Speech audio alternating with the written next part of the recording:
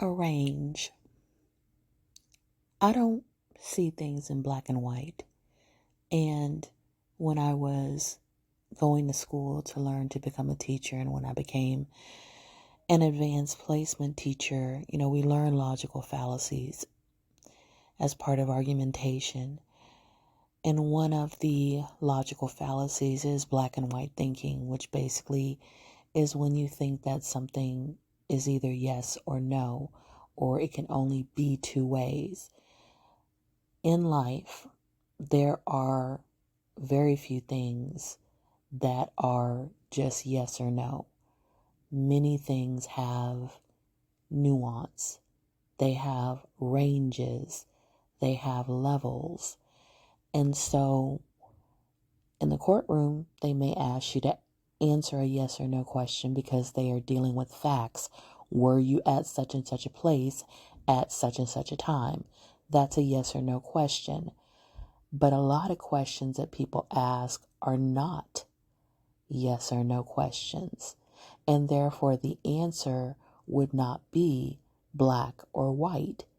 It would be a range of possible answers. For example, if you ask a person how they should talk to other people, that's not a yes or no question. You could answer that with honestly, respectfully, with knowledge. You could answer it a bunch of different ways. Even if you ask what kind of tone of voice you should use. Again, a person can be deferential, which some people might love, and other people might be like, okay, why is this person trying to kiss my butt? A person can be direct, which some people might love, and other people might feel shouldn't happen, especially when it comes to women.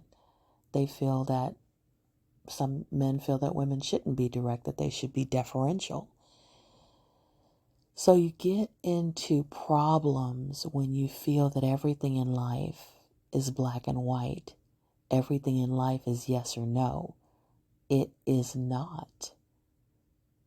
And that's one of the things that we learn when we grow up, because sometimes children see things as yes or no. A lot of times when a kid asks you, hey, mom or dad, are you going to buy this for me?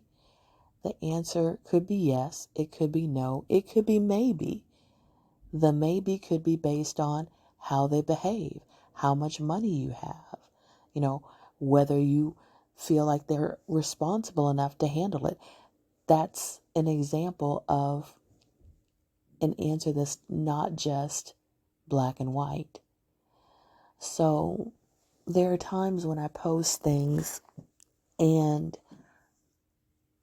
people will say, I'm not reading all that. Why couldn't you just say yes or no? Because it wasn't a yes or no question. Because there was nuance to that question. Because to actually answer the question with any level of intelligence, I actually had to go into more depth.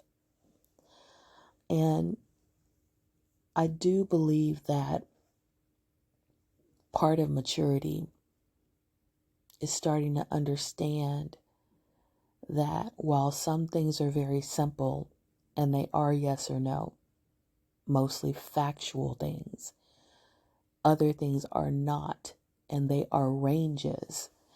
And there are things that I don't even like because they don't even make sense. For example, people talk about, is that a real man? Is that a real woman? Well, any adult male is real.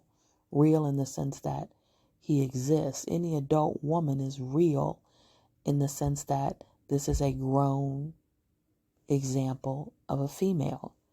Now, whether you believe that they exhibit masculinity or femininity is your opinion.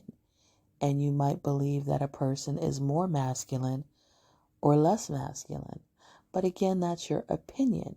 Them being real is a fact if they're an adult male or an adult female.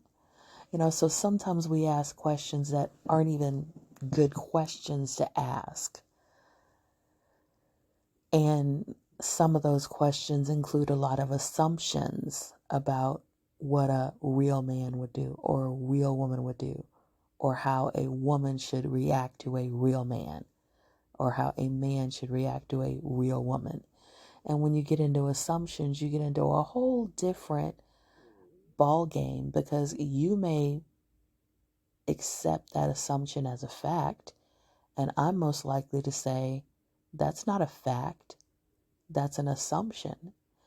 And sometimes people believe because they've seen certain things happen in real life that that makes it a fact. And the fact that you saw it is a fact. The fact that it's common is an opinion. So, for example, I got into a discussion with a man, and he said a stepfather is the man a woman would date once she has kids. So basically, she wouldn't date the type of man that would be a stepfather if she were a single woman without kids. And I said, that's not true. And he said, I've seen it. I've seen it in my life. I've seen it in the lives of others around me. Okay, that's true. You've seen a woman that you grew up with or that you knew for a while date one type of man when she didn't have kids and change the type of man that she dated when she had kids. But you can't prove that the kids are why she changed. Because I am a woman with kids. When I got married, I had no kids. When I got married, I was told to pick a good Christian man. That was my whole standard. When I got into that marriage, I realized that that standard was very, very limited and didn't cover very much at all. So even before I had kids, when I'm trying to fix this relationship, when I'm trying to come up with what is wrong with him, what is wrong with our dynamic, I'm listing things. Okay, he needs more responsibility. He needs more maturity. He needs this. I literally came up with 10 things before we even had kids that I was trying to instill and help him develop. So when we happened to get divorced, it was those exact 10 things that I went looking for in the next partner that I had. And it had nothing to do with kids.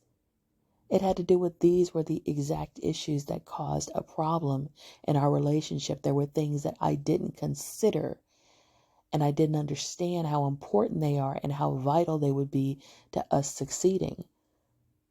So the fact that I dated two different men, one type of man before I had kids and one type of man after I had kids,